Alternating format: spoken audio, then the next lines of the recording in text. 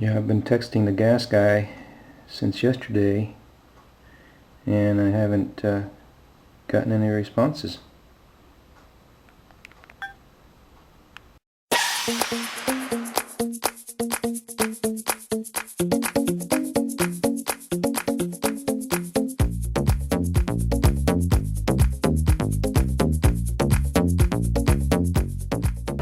Yeah, going down much further, we'd run into all that seaweedish looking stuff over there. Only gringos here. There are no gringos. Well, we are in Ecuador. What is this, November 4th or something? I don't know if you can see way out yonder, but it's so crowded you can't even see the sand. Zoom in, you can see all those people over there. There's so many people that you can't see any sand.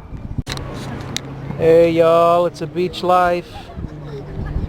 Beach kind of life, eh, Brent? Yeah, kind of beachy, you know. Beach life in Salinas, Ecuador. A lot of vacationers, a lot of families. There's a lot of sailboats out there if you start looking. Look at that. They start all the way over there. This looks like a regatta. Way over there too. Everywhere. You know, we're getting to swimming while the sun is out or we'll get cold. Well, you guys I'll take care of the camp. You guys can go in the water together and have fun. Go get it. How did that happen? I don't know. I'm glad it didn't hit anybody. Oh, the whole thing flew. That's what happened. I'm glad it didn't hit anybody. I don't want to be in the shade.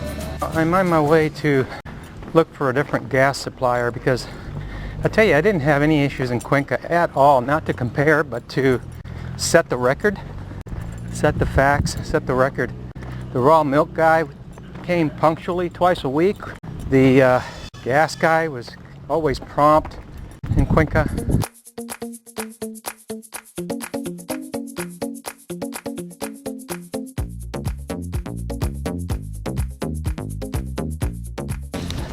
Yeah, and just to be clear, the plumber didn't show up either. Some excuse about going out of town. Of course, never heard from him again. The 3 different plumbers we burnt through, we thought the last one was reliable, but for some reason he decided not to be. Even so, it's a beautiful day in the neighborhood, wouldn't you be mine? But better get out of the road here before we get run over. Alright, well that guy says gas trucks pass by up and down the road all the time, so I guess I'll have to be walking around and flagging him. Guys, sorry about holding the camera like this. I don't want to stand out with the camera out here. I guess the gas trucks, they come up and down this road all the time, so I don't know. He didn't have a number. But this is how I do things. Going local, I ask the locals. It's always served me well. Yes, sometimes I have to do a little bit more footwork just because some people don't know or whatever, but that's normal. I always ask the locals for everything, and that's how I've always done very well. This is how I got my sea salt for 10 cents a pound. I asked the locals. And of course, when you ask the locals, you have to ascertain who's being genuine with you and who's not. You know, I mean, you got people that are friendly and genuine, and then you got people that don't have a clue or whatever. So yeah, I mean, you know, I could ask around on some English-speaking list or whatever.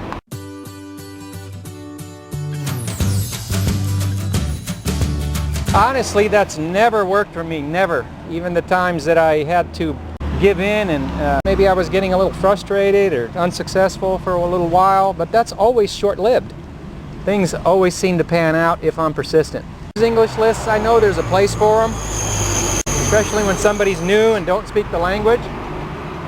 I'm just saying, for somebody like me that speaks enough Spanish at least to get some kind of communication going with the locals, I don't have any issues with not using the lists. I would encourage people that are new to use those lists. I wouldn't discourage anybody from doing so. It's just that to my way of seeing things, I wouldn't want to have to be dependent on them for my for the entire journey of living abroad, because there's obvious, not so obvious pitfalls in doing so, and we go into all the details of that in our guides. Do-it-yourself Cuenca Landing Guide, Coastal Guide, Quito Guide. We go into the details of the huge pitfalls of being dependent on them. That's my only issue with English-speaking gringo lists, is being dependent on them. I'm sure there's a lot of nice people on them. I don't have any intention of denigrating anybody that uses them. I'm sure the reason they do so is because they have a need. So nothing wrong with that. But again, I've progressed beyond that, and I would encourage people to progress beyond being dependent on such lists, because the long-term negative effects of such lists are very profound. I'm not going to go into all of the details on this video.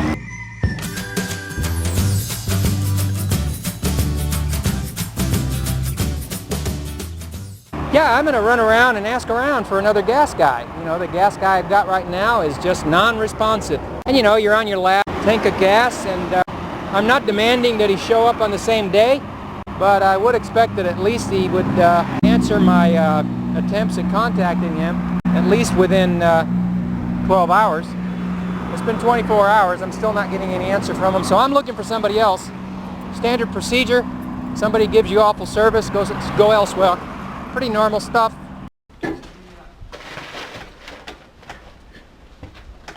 Have you heard the saying, man shall not live on cooked food alone? Jokes aside, I'm getting ready to get some table greens going, or salad greens going here, and I'm going to let the soil dry out here for about a month till the water filters get here. And once the water filters are here, then I'll be able to water them with the filtered water. That's the whole idea. And the soil drying out is part of the sterilization aspect of this whole thing. So the thing I run into a lot is gringos that want to move abroad, which I always said, you know, I think it really helps to have a certain understanding of what it takes. But you know, a lot of it's going to be experience. You're going to have to go through it.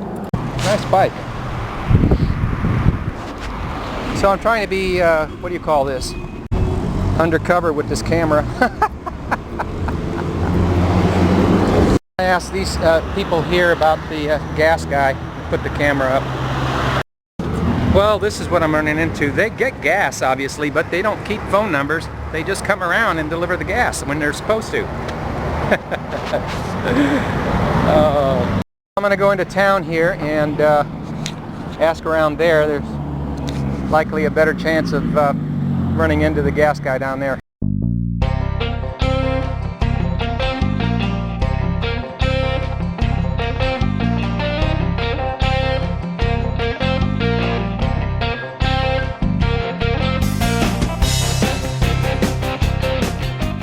Bus driver knew where it was, the gas company.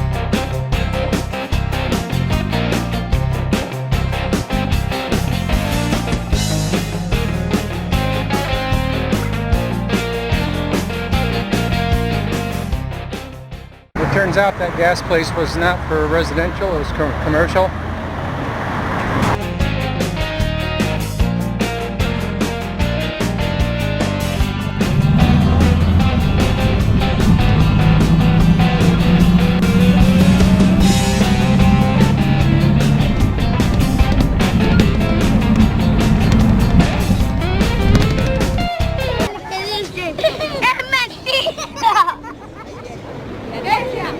Children playing.